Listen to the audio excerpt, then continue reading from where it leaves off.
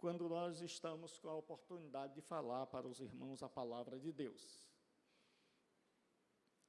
Capítulo 5, e aí eu vou para ganhar tempo,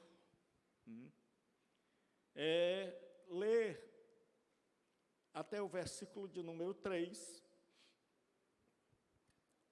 Vendo Jesus as multidões, subiu ao monte, e como se assentasse, aproximaram-se os seus discípulos, e ele passou a ensiná-los, dizendo: Bem-aventurados os pobres de espírito, porque deles é o reino dos céus. Então, hoje nós vamos falar sobre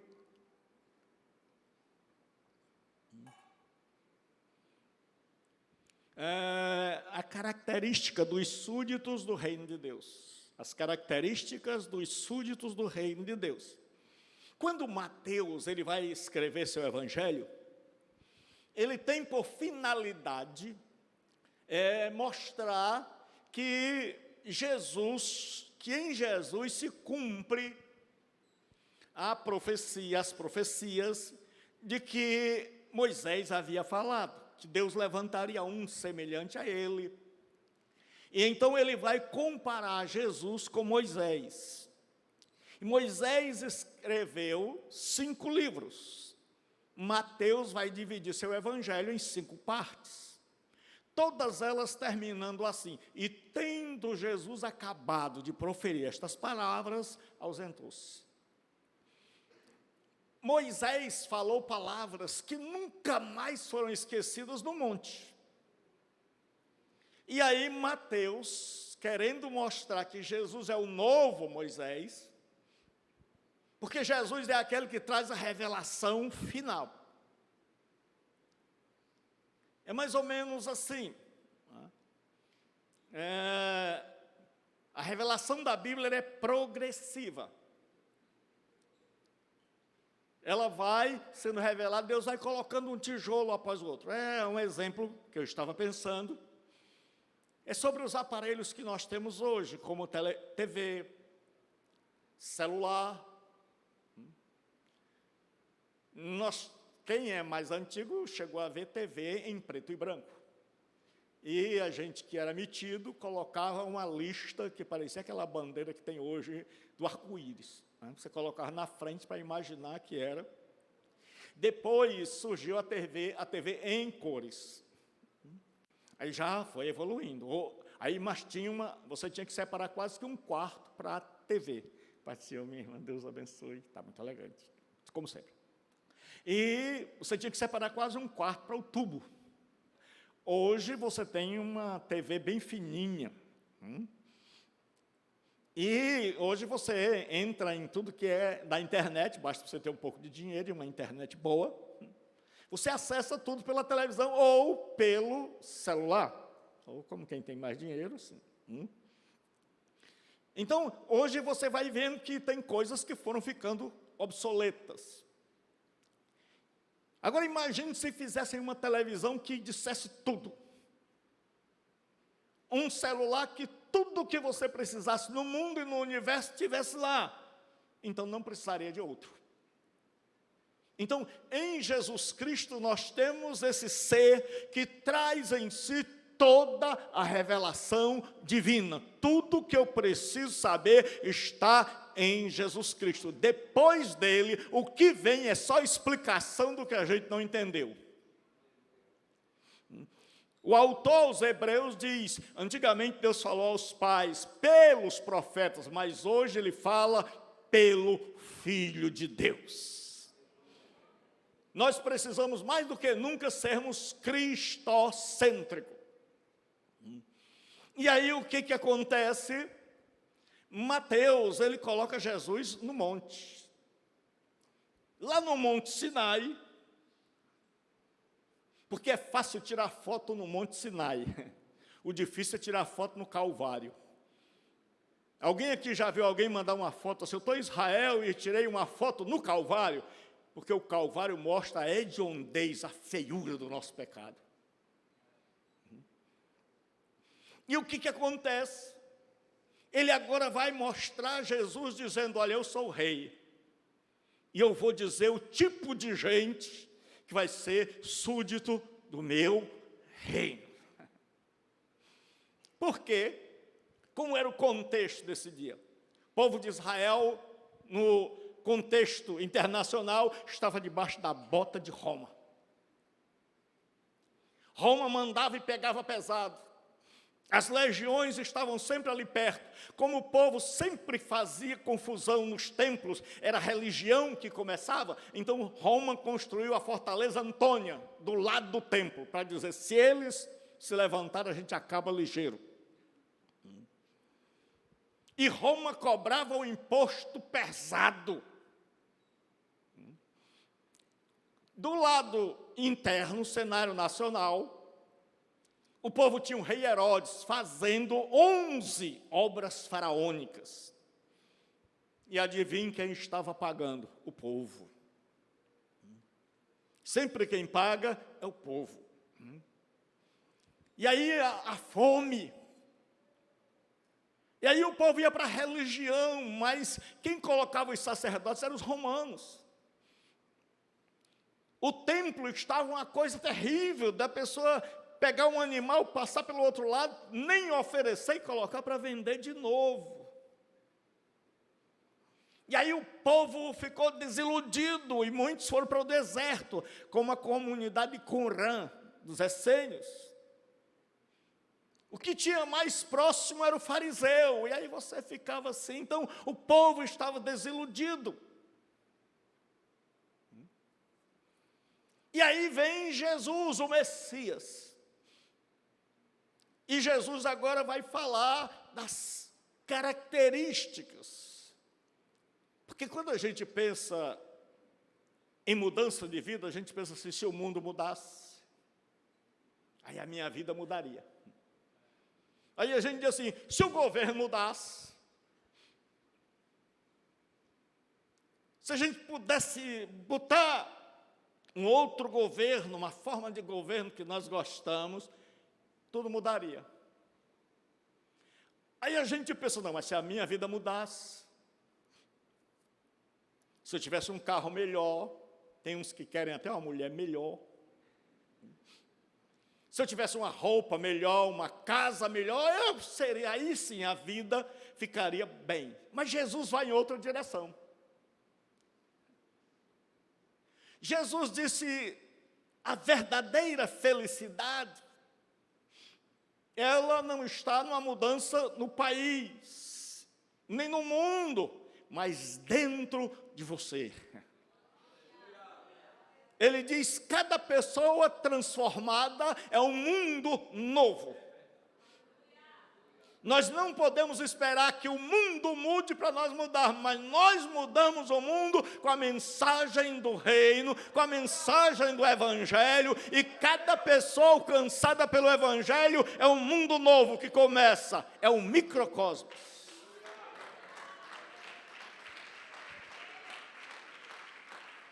E aí, o povo está ali vendo os romanos com a sua toga vermelha, todo mundo com o peito estufado, e Jesus quer que eu e você sejamos diferentes do contexto. E preste bem atenção, quando eu falo de diferentes, não estou falando de esquisito. O esquisito é aquele que tem um paletó de uma cor, a calça do outro, o cabelo do outro. Geralmente ele rapa, só vem se for de gravata. 3 canetas aqui, e fica assim, sempre com os olhos fechados. Isso é esquisitice. Transformação é você estar lá no Aécio de Borba brincando e dizer assim, você deu uma pancada em mim, mas eu te perdoo em nome de Jesus.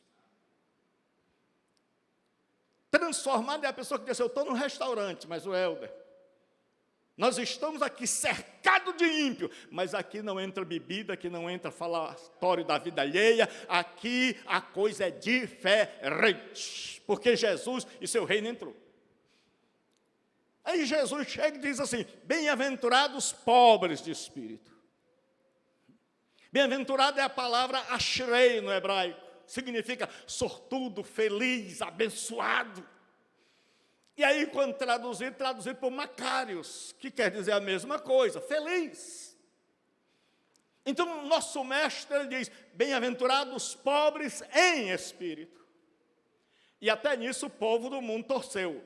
Pobre de espírito hoje é uma palavra pejorativa, é alguém ruim, rancoroso, que não tem espiritualidade. Então o povo diz, fulano é pobre de espírito. Mas Jesus diz, felizes, bem-aventurados, sortudos, abençoados, os pobres de espírito, porque deles é o reino dos céus. Só tem duas bem-aventuranças onde o verbo está no presente. A primeira e a última. Porque o judeu tinha uma maneira de escrever assim, A, B, C, D, D, A, B, A. D, C, B, A. Isso a gente chama de estrutura concêntrica. Mas como disse meu amigo Derek, cadê ele? Foi arrebatado. Não há tempo para a gente explicar isso.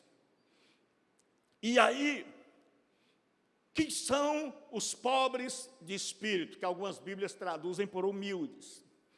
Na Bíblia, tem duas palavras para pobre. Aliás, para pobre em todo canto tem muita coisa. E tem uma que é pobre, mas a pessoa que tem só o suficiente para viver. E como ela não cai bem em português, eu não vou dizer o nome. E tem a outra que é mendigo, é pitokos, mendigo. É essa que é usada aqui. Ele diz, bem-aventurado os mendigos de espírito. Mendigo de espírito é aquela pessoa que o Espírito Santo colocou o holofote nele e ele descobriu que não tem nada nas prateleiras da sua alma. Que ele se encontra completamente vazio, destituído de qualquer coisa e que precisa desesperadamente de Deus. Então, uma pessoa que compreendeu que não tem nada que precisa de tudo, porque se você já tem tudo, você já é rico. Porque se você já tem tudo, você é metido, você é o bambambam de Cristo.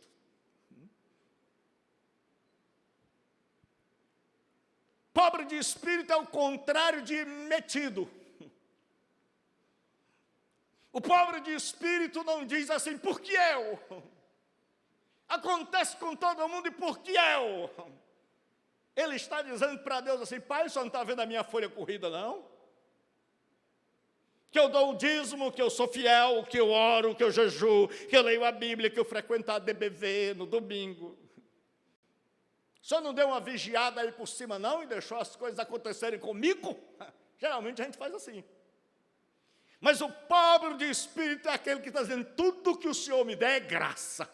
Tudo que o Senhor me der é bênção. Eu não tenho nada, e estou abrindo a minha casa que nada tem para o Senhor encher. Então o pobre de espírito, ele nunca vai dizer, ou o Senhor cumpre as promessas, ou eu rasgo a Bíblia. Ele está dizendo, Senhor, não tenho nada, não tenho folha de serviço prestado, não há nada em mim que eu possa chegar diante de Ti e exigir, dependo inteiramente de Ti e da Tua graça. Porque isso diferenciava dos fariseus, que se achavam a última Coca-Cola, né, o último refrigerante, para não fazer propaganda, do deserto. E aí Jesus disse, a justiça de vocês não for diferente da deles, vocês de nada vão servir, não entrarão no reino dos céus.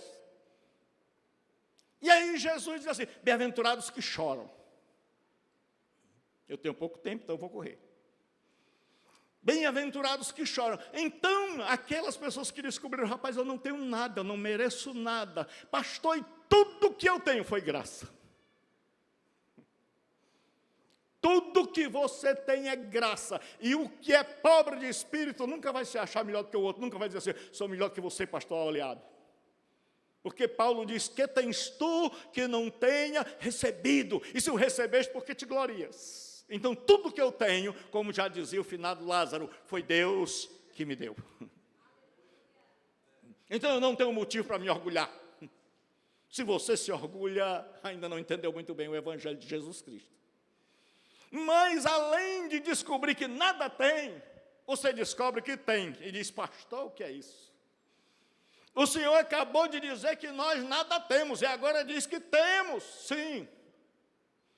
Bem-aventurados que choram. Me deram até a hora aqui. Esse frota é cruel. Bem-aventurados que choram, porque eles serão consolados. Os que choram são aqueles que descobriram que... Porque uma coisa, meu amigo, é você não ter nada, mas não está devendo a ninguém. Outra coisa é você descobrir que, além de não ter nenhum recurso, você ainda tem uma dívida impagável. E os que choram são aqueles que disseram, Senhor, eu descobri que nada tem, a não ser uma dívida tremenda, uma dívida terrível. E os que choram aqui são aqueles que choram ao perceberem seu estado. Ao perceberem o estado da humanidade, porque, irmão, não dá para entender. Como é que nós vivemos um mundo onde a gente vem para a igreja com paletó? Só foi assim no meu, mas o meu está fraco. Com carro de primeira, enquanto nós temos um mundo não cristão, morrendo, passando fome, destruído, e a gente preocupado só com dentro da igreja. Gente que não chora mais. Se você olha na televisão, você vai ver, no lugar está seca. Na África tem uma seca que as pessoas estão procurando raiz com água e nem na raiz tem água. Do outro lado tem enchente, do outro lado tem terremoto, do outro lado tem guerra, e a gente está assim. Glória a Deus e aleluia, eu vou na igreja domingo. Porque a gente já não chora mais, dizendo, Senhor, quanta gente se perdendo. Porque isso já não nos incomoda mais. Porque a insensibilidade é uma das marcas que caracterizam a nossa geração. E é por isso que hoje não tem mais glória. Porque quando você expõe a Bíblia, ela serve de espelho e ela diz, é assim que você está.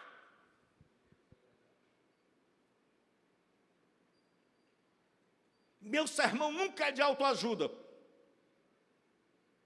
porque não tenho nada para vos dizer senão a palavra de Deus. Não vim inventar nada. Não vim dar um passeio pela Bíblia, começar no Gênesis e terminar no Apocalipse e não dizer nada. Se você sair daqui de hoje descobrindo, eu tenho uma dívida e por isso eu choro, eu sou pecador. Eu não sou bambambam, eu sou cheio de erros. Olha aí, todos nós temos defeitos e todo dia a gente vai descobrindo. Todo dia você olha e diz assim, pai, mas eu pisei na bola. Pai, mas eu vim aqui, eu li a tua palavra. Bem-aventurados que choram, mas eu nunca me arrependi direito. Estou na igreja há vários anos e estou cometendo todo tipo de pecado. Estou em adultério, estou bebendo, estou usando drogas e penso que estou enganando a todo mundo e nunca me arrependi disso. E eu vejo o mundo padecendo e não faço nada, eu estou preocupado em construir templos. Cheguei aqui, primeira coisa que eu olhei é que aqui não está muito bem. Vamos derrubar estas paredes para construir maiores. As pessoas hoje não pensam mais em gente, em ser humano, mas em tijolo. E aí Jesus diz, bem-aventurados que choram, são aqueles que sentam no banco e dizem, meu Deus, quanta gente doente. Quanta gente sofrendo, quanta gente no pecado, quanta gente bebendo. Mas a gente vem de casa para cá, o vidro vem fechado, o ar vem ligado. O som também, a gente não percebe. Quando a gente vai embora do culto, é que a gente vai começando a olhar o menino dormindo, ali no chão, a rede armada na varanda das fábricas. E a gente não chora mais por ninguém. A gente não ora e diz assim, Pai, salva. E a gente não se arrepende mais, a gente acha assim, está tudo bom. Entrei lá na igreja DBV e fiquei assim anestesiado, agora eu estou zerado. Preciso melhorar em mais nada, eu já canto no coral Maranata. E aí Jesus diz assim, bem-aventurados os mansos, porque herdarão a terra. Então, nos dias de Jesus, tudo que não tinha era quem chorasse. Quem é que ia chorar? Qual era o romano que ia chorar? Qual era o romano que ia dizer assim, eu sou pobre de espírito? Qual era o fariseu que ia chegar e dizer assim, eu quero esse reino, de que eu não tenho nada? O fariseu dizia, eu tenho tudo. Mas aí Jesus chega e diz assim, bem-aventurados os mansos, porque eles herdarão a terra. Porque o judeu, antes ele imaginava o seguinte, quando a gente estuda história bíblica, você vai ver que as coisas vão mudando, a história vai mudando, os pensamentos teológicos vão mudando. Então o judeu imaginou que o descanso, que o herdar a terra, era quando ele chegasse na terra de Canaã. Entrou, conquistou, então o judeu pensava que tinha herdado a terra. Quando eles chegaram em Canaã. Mas o livro de Salmos vai dizer que ainda resta um descanso para o povo de Deus. Ou seja, o salmista já tinha compreendido que aquilo ali não era herdar a terra. Aí o judeu que estava confortável igual a nós, porque quando a gente está muito confortável e na nossa zona de segurança, Deus vem dar-se uma balançada, diz o pastor Ricardo. Deus dá uma balançada. Em mim eu estou dizendo assim, Senhor, tenha compaixão. Porque minha filha teve pré-eclâmpsia, passei 3 dias no hospital, e eu mando sempre para o pastor Frota. Pastor Frota, aqui eu estou pedindo oração, né, pela minha filha que está doente, e eu estou aqui dia e noite com ela, porque se eu sair de perto, ela entra em depressão. Aí, quando eu saí do hospital, porque eu mando, porque meu amigo, pastor Frota, que eu amo muito, ele ainda disse assim, pastor Beto, a gente quer ver o senhor aqui. Eu disse, amém, meu. Porque nós temos outros pastores. Mas, meu irmão, se alguém não imaginar que uma pessoa está com a filha no hospital de dia e de noite, e eu tiver tempo para estar aqui, aí, meu irmão, não tem coração, essa pessoa não tem nem coração. Mas eu mando a mensagem para ele, não é não, pastor? Digo, meu pastor, ore por mim, peça oração lá na igreja. Mandei para o pastor Teixeira, esse pastor, o senhor merece a minha justificação. Porque tem gente que nunca vem ao culto e não dá nem sequer uma justificação. Nem diz assim, pastor, eu não fui porque não quis, ó. Não diz nem assim. Depois, o que aconteceu? Minha filha teve depressão pós-parto. Pai, eu estou morrendo. Levei lá para casa a menina, a filha mais velha, que ela tem de 15 anos, minha neta, a pequenininha, o marido e o cachorro. 1 mês lá em casa, ela toda hora, de manhã e de noite, pai, eu estou morrendo. Pai, ora, pai, eu vou enlouquecer. Pai, me socorro. Você já imaginou uma filha dizendo isso? Ainda tem gente que diz assim, pastor, cadê o senhor? Cadê seu coração, meu irmão? Você tem alma? E hoje, aí quando a minha filha foi embora, minha mulher riu. Aí eu disse, pastor Frota, estou aqui. Mandei uma foto para ele da UPA. Está aqui, pastor, estou na UPA com a minha esposa. E aí, como ela melhorou, ontem, 3 horas da madrugada, quando terminei de estudar, eu estava lavando louça. O espírito do meu genro entrou em mim. Comecei a lavar louça, roupa, fazer janta. Glória a Deus que não é tu que está fazendo. Você dá glória a Deus porque não é você que está com a mulher doente. Se ela estivesse doente, a sua mulher estivesse doente, se você estivesse lavando prato a noite todinha, depois de estudar, Você ia dizer assim, Senhor. Então, o que acontece? A gente pensa que a gente não chora. Os cristãos evangélicos pensaram que a gente não chora, que a gente não tem dor. Que ser crente é imunidade contra a dor, mas não é. Ser crente é na hora da dor, você tem alguém que está ali do lado dizendo assim, pastora Priscila, eu estou contigo nesta luta e você vai ter a minha graça para passá-la. Paulo disse, Senhor, me cure. Jesus disse, a minha graça te basta, porque o meu poder se aperfeiçoa na fraqueza. É isso, querem tudo pegando fogo. Certo? Aí ele diz assim, bem-aventurados os mansos. Mas quando eu ia, que entrei na fila aqui para botar gasolina, que pobre sofre. Cheguei na fila, tinha uma mulher lá no outro lado, no celular, brincando. Eu entrei com a minha mulher, ela disse, epa, era a minha vez. Eu disse, sua vez que nada, rapaz. Você estava no celular? Aí eu disse, Jesus, me ajude. Aí eu mesmo disse para mim, baixa a bola. Vá devagar, porque eu me lembro da palavra de Deus. Ler a Bíblia não garante que você vai ser perfeito, mas que você vai ter vergonha e dizer assim, eu quero andar segundo a palavra de Deus.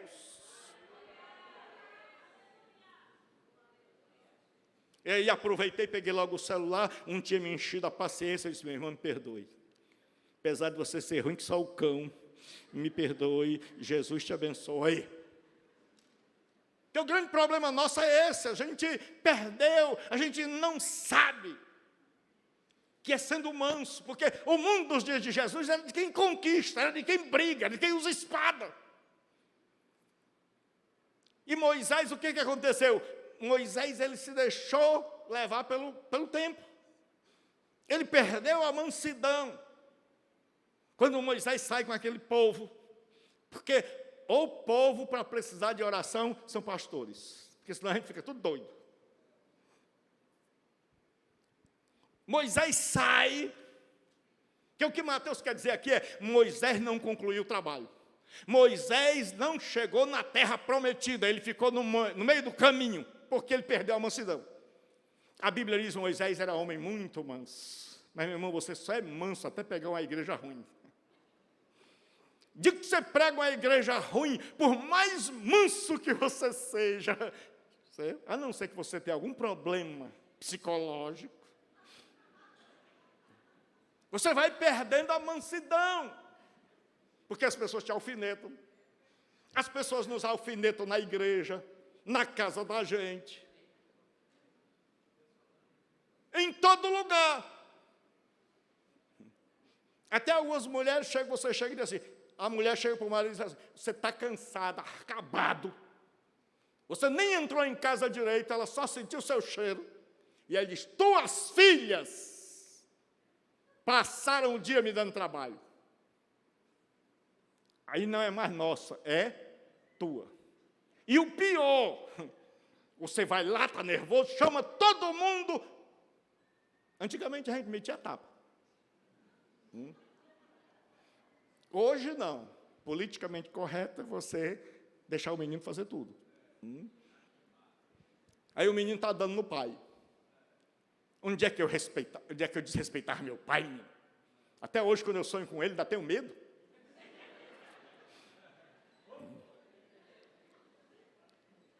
E aí o que acontece? Quando você briga, que os filhos ficam tudo com raiva de você, a mãe vai lá e diz, se aquiete. Mamãe está aqui, faz isso com menina, não. E aí você que passa pelo malvado. Aí você chega na igreja e os irmãos dizem, onde é que estava, pastor? Como é que é, meu irmão? O senhor nem perguntou como eu estava, mas onde eu estava. Se você não for crente, irmão, endoida. Endoida. Tem um pastor aqui que, meu amigo, trabalha para o plantão, e quantas vezes não pode estar na igreja, não é não? E o pessoal, cadê o pastor? Meu irmão está trabalhando para comer, que você não paga o dízimo. Aí o que acontece? Moisés perdeu a mansidão, porque Deus disse assim, Moisés, toca na vara, fala a rocha, toca na rocha com a vara. Moisés tocou, feriu a rocha. Lá na frente, Deus manda falar com outra rocha. É por isso que o judeu criou uma crença de que a rocha era espiritual, e ela estava seguindo, porque ela apareceu no começo da jornada e no fim. E aí Paulo diz, e Cristo era a rocha que os seguia, porque eles acreditavam, porque quando a gente vai interpretar a Bíblia, tem que ver em que cultura foi dito isso. Claro que nós sabemos que a rocha foram duas coisas. Só que na segunda Deus diz assim, fala, porque já tinha ferido uma vez. Você não pode ferir a Jesus duas vezes. E Deus diz, fala. Moisés estava tão nervoso, tão louco, tão maluco, de tanta tribulação, que Moisés disse, vocês estão reclamando? Vocês querem água? Pegou a vara e deu umas varadas assim. E Deus disse, você não tem mais cabeça. E eu digo uma coisa, tenha cuidado, porque no dia que você não tiver mais cabeça para dirigir a igreja, Deus diz, suba o morro, que eu vou te levar. Deus chega para Moisés e diz, Moisés, você não tem mais condição, meu filho. Teu tempo terminou, tua cabeça já era. E aí, ele diz assim, Moisés não herdou a terra, só viu de longe. Mas o autor aqui diz que os mansos, aqueles que continuam sendo mansos, esses chegarão lá. Aí o judeu, quando foi para o cativeiro, ele disse assim, e a terra? E aquela história de herdar a terra? Aí será, não era herdar a terra, literalmente, era salvação. Aí começaram a crer que herdar a terra significava herdar a salvação, porque Abraão não herdou a terra. Mas ele foi salvo. E aí Mateus está dizendo que os mansos são aqueles que vão chegar lá. Bem-aventurados os mansos, aquele que não se deixa influenciar pelo mundo. Aquele que não se deixa influenciar pelas cutucadas, pelas alfinetadas. Aquele que não se deixa transformar. Mas aquele que diz, eu vou continuar manso, eu não vou dar umas varadas na perna. Porque tem horas, irmão, que todos nós temos vontade de dar umas varadas. Vontade todo mundo tem. Se você não tem, tem o HSMM, Hospital de Saúde Mental de Messejana. Tem horas que o marido tem vontade de esganar a mulher. Tem horas que a mulher tem vontade de esganar o marido, de cortar ele em pedacinho, tem umas que até fazem. Mas a diferença no cristianismo não é que a gente não sente, é que a gente tem as rédeas na mão. A gente tem controle, a gente diz assim, eu sinto, mas não faço. Tenho vontade de fazer em pedacinho, mas não faço. Porque se você disser, pastor, eu nunca tive vontade de bater no carro de alguém. É porque ou você não tem carro, ou você anda no automático. Se você já ouviu a pessoa te chamar de palavrão, assim, porque você parou no sinal, e você não teve vontade de correr atrás, e dar uma freada na frente dele. Se a pessoa te ofender, e você não teve vontade de dizer assim, e a sua mãe, como é que está? Se você não tem vontade de dar resposta, você é doente. Isso aí não é crente. Ou então você é um robô entre nós. Mas a diferença é que você tem vontade, mas não faz. E se faz, se arrepende. Se faz na mesma hora. Jesus disse, se você estiver no culto, seu irmão tiver alguma coisa contra ti, deixa o culto de Santa Sé, vai lá, faz as pazes com ele, depois volta e ceia. A gente faz assim. Pobre do diácono, passa. E eu tenho um amigo que era diácono, ele foi servir, a irmã olhou para ele assim, era minha aluna, disse, pastor, com ele eu não tomo não. Então, o que acontece? Bem-aventurados que têm fome e sede de justiça. Jesus disse, bem-aventurado, nós vivemos pelo desejo, a psicologia nos diz que nós somos seres buscantes. Nós desejamos, e a gente tem que pensar, o que eu desejo?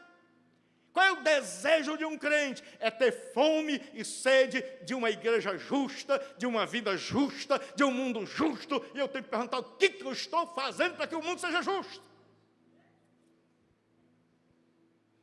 Porque se você aceita suborno, se você vê a carteira do chão, um dia eu cheguei no banco, aí estava numa fila, e eu percebi que a moça tinha me dado R$50 a mais.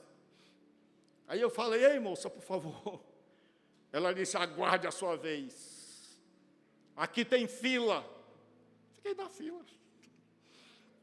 E aguardei, quando eu cheguei, ela disse, o que o senhor quer? Eu disse, eu queria devolver R$50 que a senhora me deu a mais. Oh, me desculpe, pelo amor de Deus, se eu soubesse ter feito o senhor passar na frente. Hoje tem gente que acontece o negócio dele e diz, Deus mandou, irmão. Eu estava na pior e a mulher me deu a mais. Ele não quer nem saber se ela se ferrou. A gente está assim. O povo ainda dá testemunho. Irmão, a carteira do fulano caiu na minha frente. Foi o Espírito Santo. Foi o Espírito do diabo. Foi o cão para um crente que não conhece Bíblia. Porque aquele que conhece, Jesus disse, meu Pai cuida das aves e dos lírios, cuida de vocês também. Então ele diz assim, bem-aventurados que têm fome e sede de justiça, de primeiro ser justo, andar reto, andar correto, de ver um mundo justo. Mas nós queremos que tudo ao redor mude e nós continuamos do mesmo jeito. Eu digo sempre que loucura, insanidade é cometer os mesmos erros e esperar resultado diferente. Aí ele diz assim, bem-aventurados misericordiosos. Vou dizer a diferença entre misericórdia, graça e justiça. Na graça, Deus dá o que nós não merecemos. Na graça, Deus dá o que nós não merecemos. Na misericórdia, Deus não dá. Você merece, Davi adulterou com Batseba, e Deus disse, eu não vou dar o que você merece. Ele disse, tem misericórdia de mim. E na justiça, Deus dá o que nós merecemos. Por isso que o atributo de Deus na salvação é a misericórdia. Deus não salva você porque você é bonzinho, porque você vai mudar de religião. Deus vai salvar você hoje à noite, porque Ele não vai dar o que você merece, mas pela graça vai dar o que você não merece. Porque tem gente que diz assim, pastor, cadê o Deus da justiça? Se Deus é justo, onde Ele está? Eu digo, graças a Deus que não aparece. Porque se Deus aparecer é para dizer, eu vou ferrar você. Eu vou ferrar você, porque o que eu e você merecemos é o fogo do inferno. Se Deus fosse justo, ninguém estava aqui. Nós estamos aqui hoje porque nós somos, porque Abacuque disse, na ira, lembra-te da misericórdia.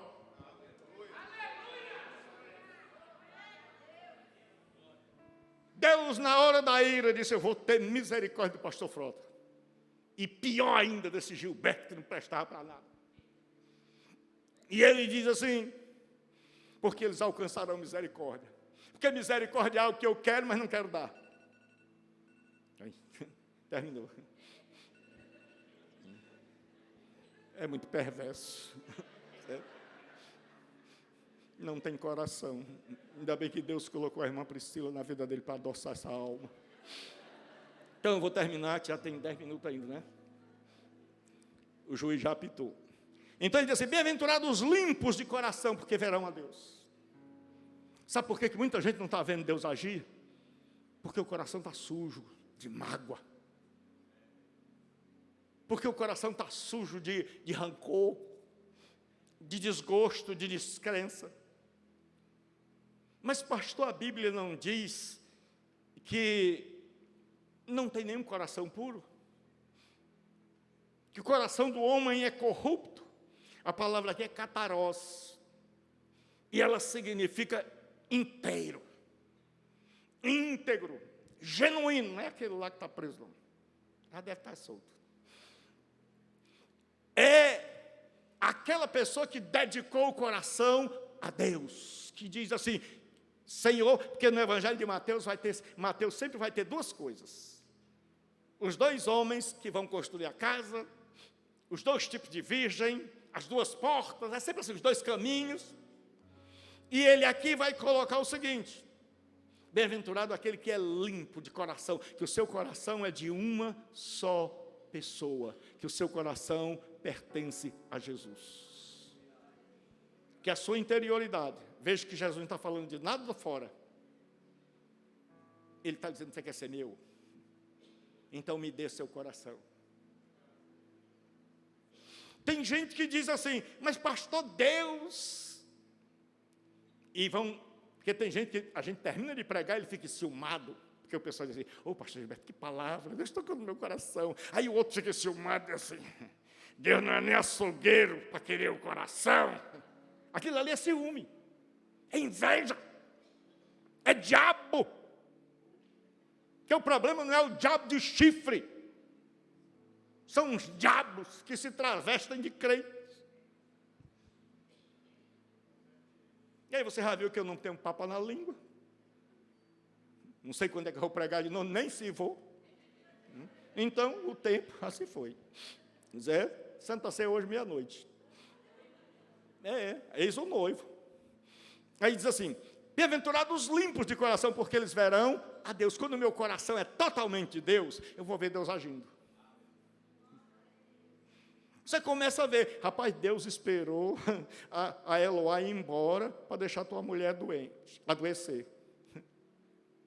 Deus está dizendo, Gilberto, 2 doentes não dava para você cuidar. É muita coisa. Mas eu vou te dar um refresco, eu vou deixar uma ficar boa, a outra fica doente, aí você cuida.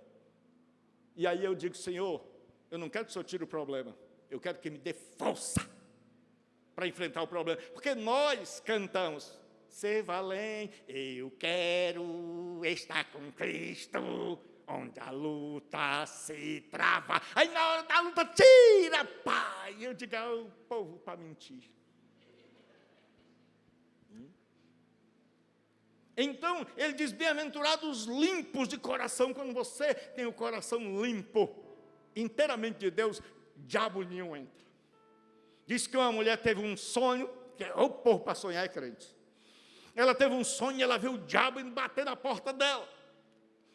E o coração dela era uma porta. E ela ficou nervosa no sonho. E o diabo bateu, Jesus abriu e disse, o que é? Ele disse, desculpe, bati na porta errada. Se o seu coração é de Jesus, o diabo vai perder tempo batendo. Se não é, se ser nem o diabo. Aí ele diz assim, bem-aventurados os perseguidos por causa da justiça, porque deles é o reino dos céus. Aí você diz assim, rapaz, se o fulano é pobre, se o fulano está chorando, se o fulano é manso, vai ter vida boa. Vai ter vida legal, porque a gente pensa assim, estou bem com Deus, então o negócio aqui está legal, vai chover dinheiro, tudo vai dar certo. Jesus disse, vocês vão ser perseguidos, por serem assim. Quando o povo descobrir que vocês choram pelas almas, quando o povo descobrir que vocês são mansos, eles vão querer alfinetar vocês. Quando o povo descobrir, vocês vão ser perseguidos. Jesus não enganou ninguém. Se você quer uma religião de zona de conforto, o cristianismo não é indicado. Porque Jesus disse, no mundo tereis aflições. E aí disse, o mundo vai perseguir vocês. Aí Jesus disse, bem-aventurados os perseguidos. E aí eu vou terminar, tem um autor que diz o seguinte, eu li, acho tremendo, eu gosto de ler, 3 horas da madrugada ainda estou lendo. E aí, o autor disse o seguinte, porque aqui Jesus disse, olha, vocês vão ser perseguidos, já está avisando, porque, meu irmão, ninguém vai ser perseguido e fica feliz. Então, qual é a tendência? Quando você diz assim, você vai ser perseguido, é você já querer se aquietar. É você querer se calar. Dizer assim, Jesus, já que eu vou ser perseguido por chorar, ninguém vai me ver chorando. Já que eu vou ser perseguido porque eu sou manso, então eu vou dar uma de caba macho. De lampião evangélico. E aí o que acontece? A tendência era dos discípulos quererem se esconder. Por isso Jesus diz, vós sois a luz do mundo. Não se pode esconder. Jesus disse, vocês vão ser tentados, diante da perseguição, a se esconder. A nossa deputada, né? É perseguida. E muitas vezes a nossa tendência, irmão, não sei se já passou pela cabeça dela, é dizer assim, rapaz, não adianta, estou dando murro em ponta de faca, estou enxugando gelo. A gente é perseguido direto. Eu fico imaginando a luta dela. De você pensar de um jeito e lutar contra um gigante. Contra um elefante que pensa diferente de você. E aí, lá na frente, Jesus diz assim, para os seus discípulos, quando vocês forem orar, entre no quarto e feche a porta. Aí a gente fica assim, espera aí, Jesus, é para brilhar? Ou é para fechar a porta? Aí o autor disse essa frase, que eu gostei muito. Ele diz, esconder quando tentado a mostrar. Então, quando eles estavam orando, os fariseus oravam nas esquinas e nas ruas, Jesus disse, vocês nessa hora aí escondam. Quando vocês forem tentados a se mostrarem, escondam. E ele diz assim, e mostrar quando tentado a esconder. Nessa hora aqui da perseguição, é você continuar pregando, continuar em frente. Vai em frente, minha irmã. Continue, meu irmão. Vá em frente. Mostre. Quando você for tentado a desistir, quando for tentado a parar, quando for pastor e estiver dizendo assim, Senhor, não vou mais cuidar da vida de ninguém. Vou cuidar da minha vida. E eu vou terminar o sermão desta noite, contando-lhes uma história.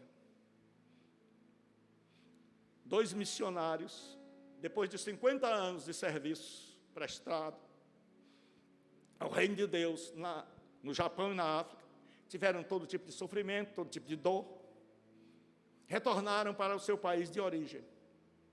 E eles vinham de navio na 3ª classe. E o marido perguntou para a esposa, que geralmente o pessoal diz que a mulher é o sexo mais frágil, mas é ela que sustenta tudo. O marido perde a cabeça, enlouquece, fica com raiva, e a mulher fica dizendo assim, tenha calma, meu filho, tenha calma. E aí ele perguntou, minha filha, será que o povo, a igreja vai lembrar da gente, do nosso ministério? Será que a igreja vai estar lá nos esperando? E aí ele vinha nessa expectativa. E quando ele chegou, tinha uma festa, banda de música, toque de trombeta, bandeiras. E ele disse, rapaz, lembraram. Como ele vinha na 3ª classe, custou a descer. Quando ele desceu, a banda de música tinha ido embora, o povo tinha ido embora, só ficou no chão, como sempre, as bandeiras. E aí, aquele homem ficou furioso. Se ninguém veio, era para outra pessoa. Aí ele disse, pegue um carro e vamos para casa. E dentro do carro ele disse, é assim que Jesus recebe um servo dele, depois de 50 anos, quando a gente volta para casa. Aí ele ficou tão furioso que ele disse, mulher, eu vou sair. Daqui umas 2 horas eu volto. E enquanto isso, pergunte para o seu Jesus, se é isso que ele tem para nós quando a gente chega em casa depois de 50 anos. E eu vou sair. Pergunte para ele. Quando ele voltou 2 horas depois, a mulher estava lavando a louça. E aí ele perguntou, e aí? Perguntou a Jesus se é isso que ele tem para a gente quando a gente chega em casa, depois de 50 anos. A mulher calma, disse, perguntei. E ele, o que ele disse? Ela disse, ele disse, você ainda não chegou em casa. Deus te abençoe. O amigo que eu encontrei me surpreendeu.